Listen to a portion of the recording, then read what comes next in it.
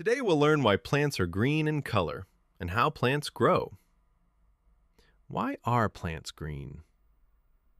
Plants are green because they contain a pigment called chlorophyll, which is found inside tiny structures called chloroplasts, which is found in their leaves.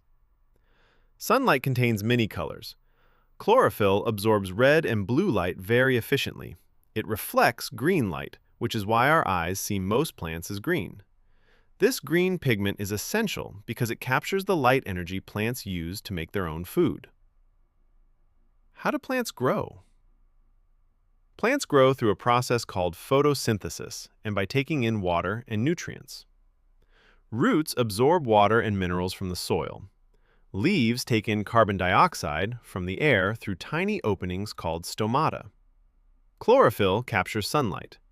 Using the energy from sunlight, the plant converts water and carbon dioxide into glucose, a type of sugar, which is its food. During this process, oxygen is released into the air. The glucose provides energy and building materials for the plant to produce new roots, stems, leaves, flowers, and fruits. Simple photosynthesis equation. Carbon dioxide plus water plus sunlight yields glucose plus oxygen.